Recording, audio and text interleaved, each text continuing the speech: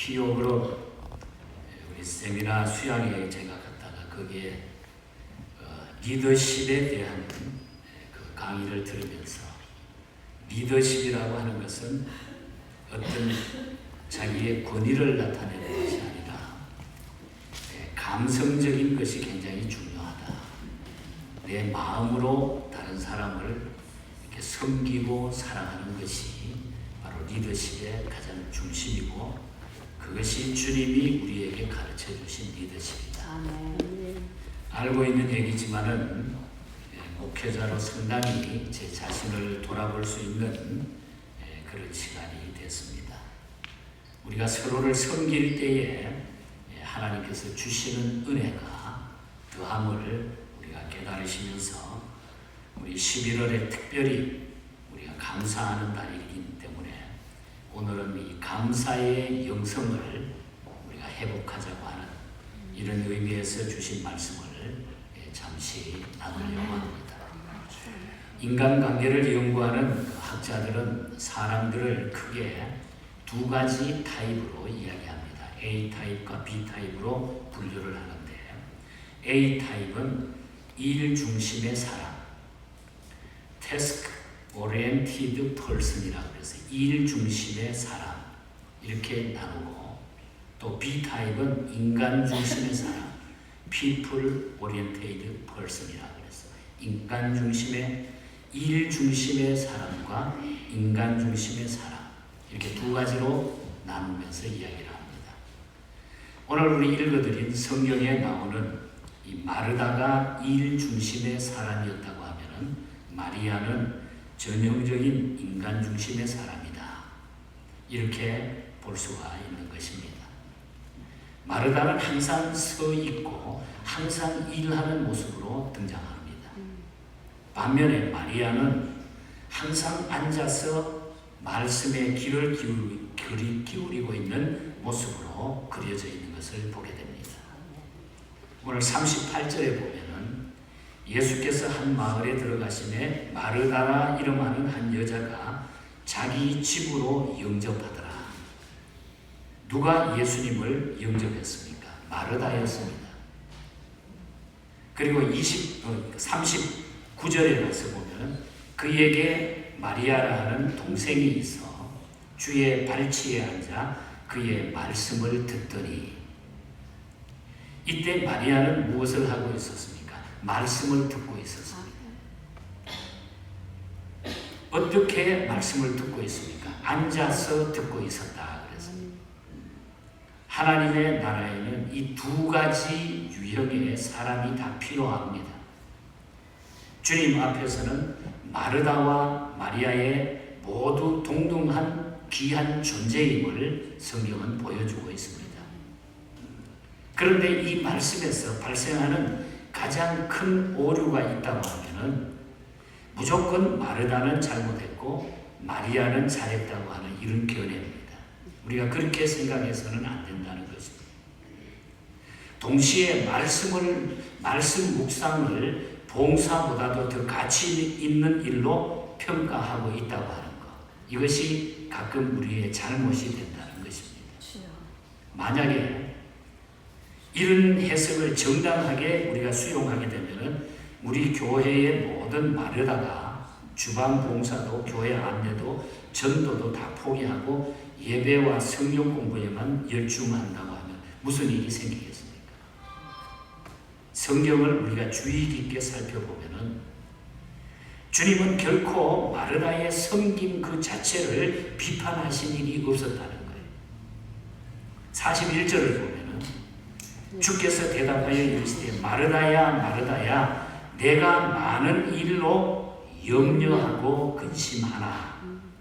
여기서 주님은 마르다가 행한 많은 일을 비난한 것이 아니라 그녀가 옳은 일을 시도하고 있지만은 그런 일을 하면서 염려와 근심에서 해방될 수 없었다는 것을 지적하고 있는 것입니다. 만약에 마르다가 이런 일들을 하면서 즐거워하고 감사할 수 있었다고 하면 오히려 주님은 그녀를 슈퍼우먼으로 칭찬했을 거예요. 그런데 염려하고 근심했다. 몇 년 전에 유행했던 그 유머 가운데 슈퍼우먼을 북한 말로 뭐라고 하는가 하는 질문이 있었어요. 여러분 한번 물어볼까요? 슈퍼우먼을 북한 말로 뭐라고 할까요? 요즘 북한이 계속 그냥 남한에 그냥 모사하게 그냥 괴롭히고 있는데 뭐라고 그러지 아세요? 북한 말로 슈퍼우먼. 정답은 방방 뜨는 에미나이. 방방 뜨는 에미나이. 사실 주님의 몸된 교회는 이런 방방 뜨는 에미나이들의 헌신에 빚진 바가 큽니다. 문제는 이 마르다의 영성에 마리아의 영성을 조화시키는 일이에요. 마르다의 이 봉사하고 마리아의 영성을 조화시키는 것이 가장 중요하다는 얘기죠. 자, 그렇다면 이 두 여자의 사건을 통해서 감사의 영성이 회복되려고 하면 우리의 섬김의 태도가 어떻게 달라져야 하느냐. 저는 오늘 그것을 말씀드리려고 합니다. 이 감사의 달에 이 감사의 영성 회복, 간단하게 세 가지를 말씀드리면 첫 번째로는 성취보다 존재에 집중하라는 거예요. 우리가 어떠한 것을 성취하는 것보다 내 존재에 집중해야 된다는 말씀입니다. 독일의 유대인 정신 분석가고 사상가 가운데 유명한 에릭 프롬이라고 하는 사람이 있습니다. 이분이 쓴 유명한 책 가운데 소유냐 존재냐 하는 책이 있는데 그 책에 보면 인간의 실존 양식을 소유적 실존과 존재적 실존으로 나누고 있습니다. 현대 자본주의의 혹은 물질적 가치관의 영향으로 오늘 현대는 더 많은 소유와 성취가 인생을 행복하게 만들 거라고 착각하기 시작했다는 거예요. 내가 많이 가지면 그것이 행복하다. 이렇게 착각을 가져오게 만들었다는 거죠. 하지만 이 에릭 프롬은 예수님께서 하신 말씀을 들어서 마태복음 10장 39절을 이야기하면서 자기 목숨을 얻는 자는 잃을 것이요 자기를 위하여 목숨을 잃은 자는 얻으리라. 이 말씀을 인용을 하면서 오히려 비움과 나눔의 삶을 통해 가지고 풍성한 존재의 보람을 누리게 될 것이다. 나누는 삶을 통해서 내가 진정한 풍성한 존재의 행복을 누리게 된다는 거죠. 내가 존재한다고 하는 것. 성경적 가치관에서 언제나 존재는 소유보다 앞서 있다고 하는 것을 우리가 중요하게 생각해야 됩니다. 고린도후서 3장 16절과 17절 잘 알죠? 모든 성경은 하나님의 감동으로 된 것으로 교훈과 책망과 바르게 함과 의로 교육에 유익하니 이는 하나님의 사람으로 온전케 하며 모든 선한 일을 행할 능력을 갖추게 하려 함이니라. 디모데후서 3장 16절 17절. 사도 바울은 성경의 유익을 설명을 하면서 성경은 우리를 먼저 하나님의 사람으로 온전하게 하고 그 다음으로 우리가 하는 모든 선한 일을 온전하게 할 것이라. 이렇게 내 존재가 먼저 중요하다는 거예요. 내가 먼저 변화되고 내 존재가 하나님 앞에 더 보여져야 된다. 존재의 가치. 인격의 온전함이 행위의 온전함보다 앞서라고 하는 그런 얘기예요. 내 인격의 온전함이 내가 행위보다 더 앞서라는 거예요. 다시 말하면 성경은 이 존재에 대한 being에 대한 문제, 이 문제를 doing, 행위보다 더 우선적으로 말씀을 하고 있다는 거예요. 왜 마리아는 주님의 말씀을 듣는 일에 우선을 두었을까요? 주님의 말씀만이 자신을 그분의 사람다운 사람으로 만든다고 믿었기 때문인 것입니다. 말씀이 나를 사람답게 만들었습니다. 먼저 자신이 살아야 그 능력으로 주님과 이웃을 잘 섬길 거라고 생각을 했습니다. 반면에 마르다는 여러 가지 일을 함으로써 주님을 기쁘시게 하고자 했습니다. 그런데 결과적으로 마르다는 염려와 근심에 빠졌다는 거예요. 봉사하다 보니까 염려와 근심에 빠지고 말았다는 거죠. 그녀는 존재가 행위보다 앞선다는 사실을 아마 잘 몰랐던 것 같습니다. 이런 이유로 성경은 교회 일꾼을 세울 때에 새로 교회에 입교한 사람을 피하라고 가르치기도 했어요. 그래서 집사님이나 교회 중직자를 세울 때에 아무나 금방 이렇게 세우지 말라 그랬어요. 먼저 사람이 훈련이 돼야 된다. 존재에 대한 인격의 훈련이 돼야 된다. 존재의 성숙함 없이 여러 일에 뛰어들다가 보면 그 일로 말미암아 교만해질 것이라고 성경은 경고하고 있는 거예요. 지난 우리가 1년 동안 한번 돌아보면서 얼마나 많은 일을 우리가 했습니까? 그러나 그보다 더 중요한 질문이 무엇인지 알고 계십니까? 지난 1년 동안 우리는 하나님의 사람으로 얼마나 내가 성숙한 존재가 되었는가? 우리 마음에 많은 일을 시도하고도 허탈감이 지금 남아있다고 하면은 다시 한번 나의 존재를 고민해 보아야 됩니다. 그리고 지금부터라도 성취보다 존재에 집중하라. 존재에 집중하라. 성취보다 존재에. 그래야 우리는 감사의 영성을 회복하라. 아멘. 그래, 하나님 감사합니다. 정말 내가 예수 믿는 게 감사합니다. 나 같은 사람이 이 일을 하게 하심을 감사합니다. 아멘. 나같이 부족한 사람 주님을 섬기게 하심을 감사합니다. 아멘. 그래서 감사의 영성이 회복이 되는 거예요. 우리 어느 곳에서나 마찬가지입니다.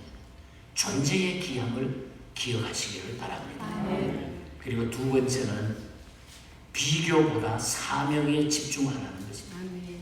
비교하는 것보다 사명에 집중하라. 아멘. 마르다의 불평과 원망은 그 원인이 어디에 있었습니까? 그것은 명백하게 비교의식 때문이었어요. 자신의 처지를 마리아하고 지금 비교하는 거예요. 동생 마리아하고 비교하는 거예요. 그 순간 자신은 뼈 빠지게 지금 부엌에서 일하고 있는데 주님 옆에 앉아가지고 팔자 좋게 말씀만 듣는 마리아가 미워진 것입니다. 동생 주제에 말이야. 나와서 같이 좀 일하면 얼마나 좋을까. 그냥 예수님 곁에 딱 붙어가지고 있는 것이 자기는 너무너무 싫은 거예요. 40절을 보겠습니다. 예수께 나아가 이르되 주여 내 동생이 나 혼자 일하게 두는 것을 생각하지 아니하시나이까. 그를 명하사 나를 도와주라 하소서. 예수님께까지 가가지고 왜 예수님 곁에 동생을 그냥 둡니까? 빨리 좀 이야기해가지고 나 좀 도와주게 해 주십시오. 예수님 앞에 지금 이야기하는 거죠. 마르다의 불평스러운 마음이 느껴지고 있는 것을 알 수가 있죠. 그녀는 왜 이렇게 되었을까? 바로 비교의식 때문이라는 거예요. 찰스 루이스라고 하는 분은 그런 이야기, 사탄이 가장 예리한 무기가 바로 비교의식이다. 사탄이 우리를 넘어뜨리는 가장 예리한 무기가 바로 비교의식에서 온다는 것입니다. 그걸 지적을 했어요. 우리는 비교의식 때문에 존재의 기쁨을 잃어버리게 된다. 비교의식 때문에 내 존재의 의식을 자꾸 잃어버린다는 거죠. 섬김의 감격을 그것 때문에 상실할 때도 많다는 것입니다. 봉사의 의미를 잃어버리기도 한다는 겁니다. 그것 때문에. 그런데 마르다가 비교에 열중하기보다는 자신에게 주어진 사명을 집중해서 묵상했다고 하면은 어떻게 되었을까요? 마르다의 입장에서 한번 생각을 해볼까요? 비교의식이 아니고 정말로 감사하면서 했다고 하면 어떻게 되었을까? 내 사명이 무엇일까? 만약 그 사명이 섬기는 것이라고 다시 확인할 수 있었다고 하면 그냥 자신에게 아직도 일할 수 있는 이 건강이 있으니 너무너무 감사하다. 아마 이렇게 말했을 것이고 일할 수 있는 자리가 있다는 사실에도 아마 감사했을 것이고 일감이 있다는 사실에도 아마 감사했을 거예요. 비교의식이 아니었다고 하면 그래 동생은 그래 저렇게 좀 예수님 곁에 계셔가지고 예수님이 좀 혼자 또 앉아 계시기로 그러니까 예수님하고 이렇게 좀 대화도 나누게 하는 게 좋지. 그래 이 일은 내가 해야지. 나한테 이렇게 음식도 잘 만들 수 있는 이런 봉사할 수 있는 이런 나한테 남다른 그 기프트도 있는데 내가 열심히 해야지. 감사하다. 나 참 감사하다. 아멘. 그런데 그녀는 지금 주님을 묵상하는 것도 아니고 자기 사명을 묵상하는 것도 아니고 주님의 발치에 앉아있는 괘씸한 동생 마리아를 묵상하고 있는 것입니다. 게다가 그녀의 행동에 대해서 불평하고 원망을 막 늘여놓는 거예요. 요한복음 마지막 장인 우리가 21장에 가서 보면은 아주 흥미로운 사건이 기록이 되어 있습니다. 예수님은 베드로의 순교를 마지막에 예언합니다. 자기 사랑하는 제자 베드로의 순교를 예언할 때에 주님을 배신했지만은 그의 마지막 죽음은 아주 영광스러울 것이다. 우리 예수님이 베드로의 마지막을 그렇게 예언해줘요. 아주 그렇게 말씀을 해주죠. 그러면 자신의 장렬한 최후를 묵상하면서 이 베드로가 자기의 마지막 사명을 생각하는 것이 정상적이 아니겠습니까? 아, 그래. 내가 마지막에 그런 사명을 가지고 내가 세상에 살다가 가는구나. 하나님 감사합니다. 내가 끝까지 그렇게 살게 해주셔. 이렇게 생각을 해야 되는데, 그런데 그때 베드로는 아주 엉뚱한 질문을 예수님께 던져요. 옆에 있는 사도 요한을 가리키면서 주님, 이 사람은 어떻게 되겠습니까? 요한복음 21장 21절에 보면 이 사람은 요한은 어떻게 되겠습니까? 이렇게 묻습니다.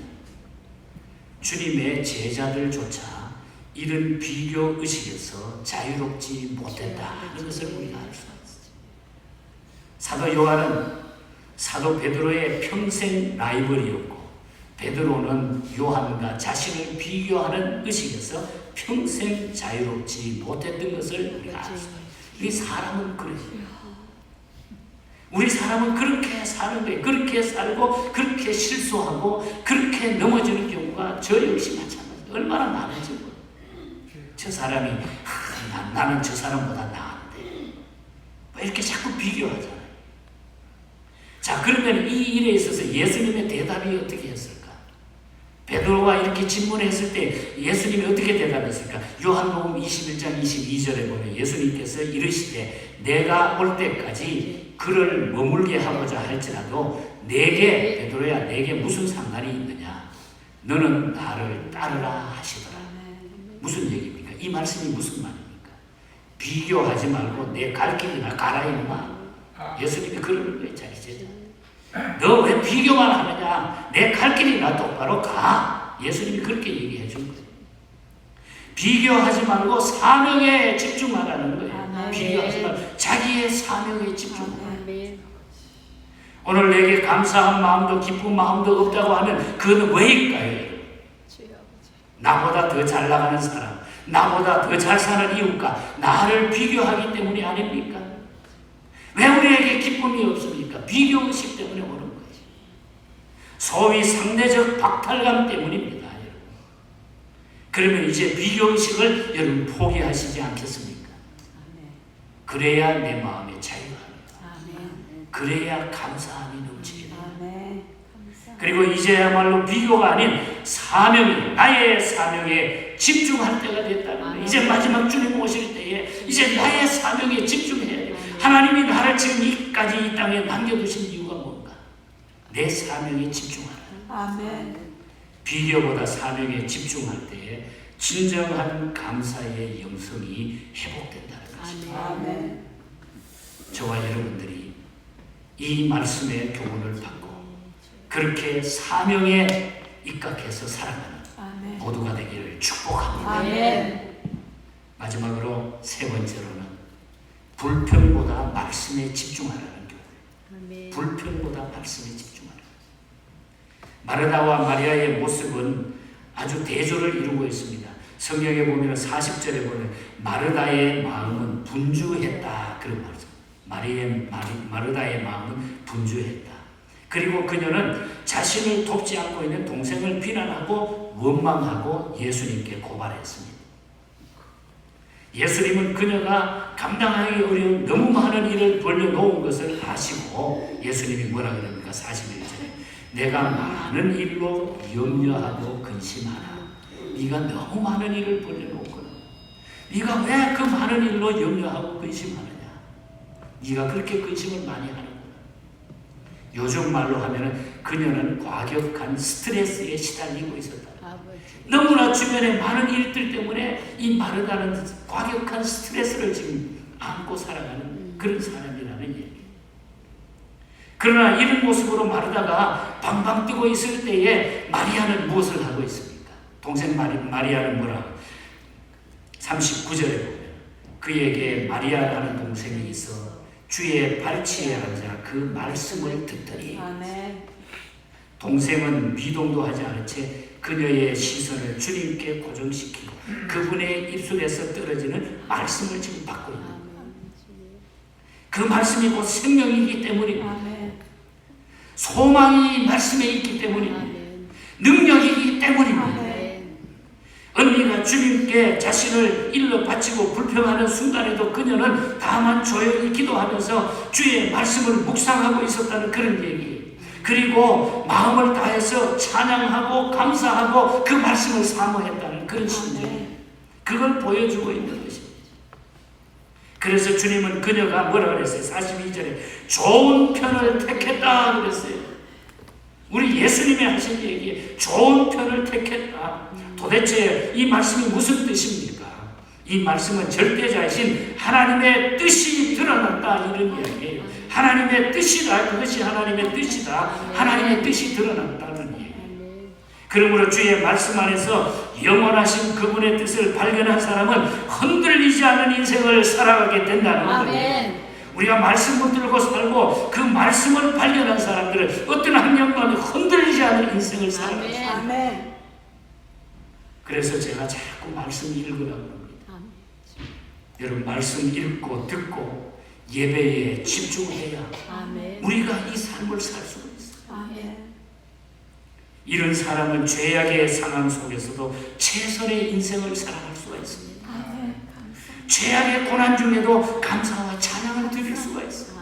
그래서 우리 선배들이 그런 신앙으로 하나님 앞에 살았던 것을 너무너무 많이 보여주셨어요. 감사절이 다가오면 저는 꼭 생각나는 분이 손양원 목사님이에요. 사랑의 원자탄이라고 하는 그 책이 지금도 저는 그걸 몇 번 읽어봤어요. 이 손양원 목사님이 여수 순천 반란 사건 때 두 아들 동인이와 동신이를 잊어버리잖아요. 다 잊어버렸는데 그 아들을 쏘아 죽인 원수를 자기 양아들로 다시 삼아요. 그럴 수 있겠습니까? 손 목사님의 유명한 9가지 감사의 두 아들의 죽음이 계기가 돼가지고 성경적으로 묵상하고 그냥 하나님 앞에 기도했던 그 고뇌가 그 목사님의 생애에 드러나요. 두 아들을 먼저 떠나보내게 된 하나님의 뜻을 그가 알게 된 거예요. 왜 이런 일이 우리 가문에 생기고 왜 내 목회 생활에 이것이 생겼나. 그래서 송 목사님은 고난을 감수하면서 납병 환자들을 돌보면서 목회하는 것을 아시면서도 어찌하여 두 아들까지 데려가느냐고 불평할 수도 있었는데 그냥 그것을 감사하면서 나가요. 손 목사님은 불평 대신 말씀에 집중했던 것입니다. 불평 대신에 말씀을 붙잡았던 거예요. 제가 수년 전에 중국 선교 다녀오다 나오다가 여수에 가면 우리 제자 가운데 왕재건 목사라고 목회를 하는 그 교회에 들렸다가 설교가 끝나고 주일 후에 그 손양원 목사님 기념박물관에 한번 들렸는데 저는 그때에 정말 큰 충격을 제가 느끼고 그것이 저에게 목회 생활에 큰 도전이 돼서 오늘도 저는 그렇게 실천하기를 소원하고 살아갑니다. 제가 그때 갔을 때 이 기념박물관에서 봉투 한 장을 발견했어요. 손양원 목사님이 그 당시에 쓰셨던 헌금 봉투 하나를 거기 진열을 해놨더라고요. 저는 그 충격으로 오랫동안 그 자리를 뜨지 못했습니다. 두 아들의 장례식을 치르고 나가지고 아들이 지금 원수의 총에 맞아가 죽었는데 장례식을 치르고 나가지고 그 다음 주일 드린 감사 헌금 봉투가 그대로 거기에 진열이 되어 있어요. 그 당시에 손양원 목사님이 한 달 사례금이 80원이었습니다. 80원. 그런데 봉투 그 장에 손양원 감사헌금 1만 원 이렇게 쓰여 있는 거예요. 제가 그것을 발길이 떨어지지 않더라고요. 두 아들이 죽었는데 전 재산을 다 드린 것 같아요. 제가 목회자로서 하나님 저도 섬기면서 감사하면서 살겠습니다. 그래서 매주일 적게나마 형편대로 감사하면서 그렇게 우리 한국교회에 이런 분들이 피를 흘려서 우리 한국교회가 지금 조그만 나라가 지금 세계의 강국이 되어 있잖아요. 이게 그냥 되는 것이 아니에요. 이런 기도에 힘들이 모여 있었다. 마음에 불평이 있습니까, 여러분? 여수 애양원을 방문해 보기를 권합니다. 한국에 가시면 여수의 애양원을 꼭 가셔서 거기에 진정한 감사의 영성을 배울 수 있을 것입니다.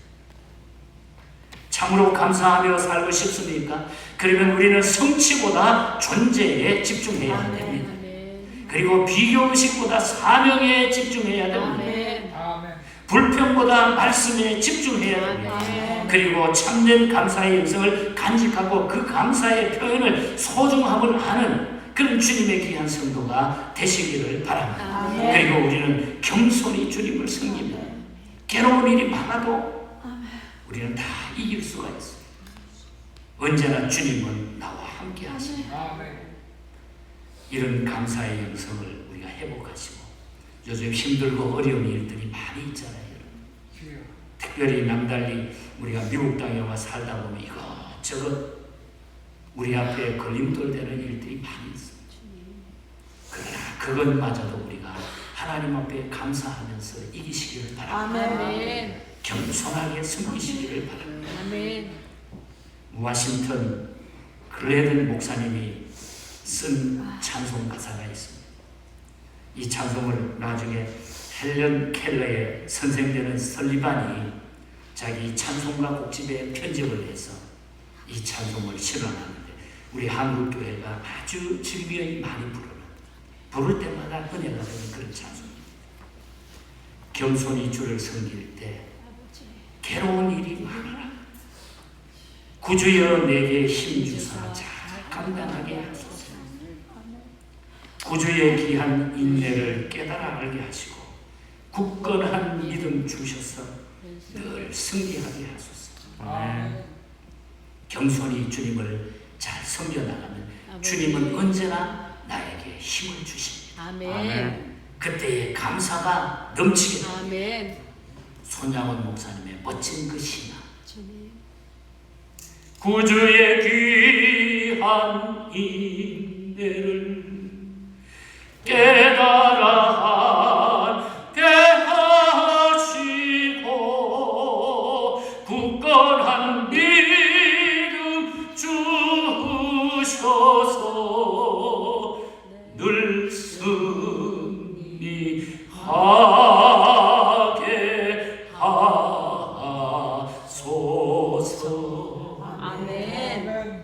승리하시기 바랍니다. 감사의 영성을 회복하셔서 멋지게 좀 인생을 사십시다. 여러분 사랑합니다. 우리 주님의 이름으로 나아가십시다. 놀라운 하나님의 기적과 역사를 우리 앞에 주실 줄 믿습니다. 11월 달에 이 놀라운 축복이 여러분에게 넘치시기를 축복합니다. 하나님 아버지 감사합니다. 감사합니다. 우리가 인생을 살면서 너무 연약하기에 이리저리 쓰러지고 넘어지고 또 1년을 돌아보면은 너무너무 많은 일들을 저희들이 당하며 경험하며 살아왔습니다. 하나님, 그러나 지금 이 자리에 있게 하시고 지금도 하나님의 자녀인 것을 알게 하심을 감사합니다. 혹 부족했더라도 주님 우리에게 다시 감사의 영성을 회복케 하여 주시옵소서. 감사하며 살게 하시고 감사의 능력으로 이 시대를 이기는 멋진 그리스도인들이 되게 하여 주시옵소서. 손양원 목사님처럼 우리도 그런 믿음을 본받아서 이 마지막 시대에 순교의 중심으로 승리하는 사랑의 원자탄이 되게 하여 주시옵소서. 거룩하신 예수님 이름으로 기도하옵나이다. 아멘. 기립하셔서 347장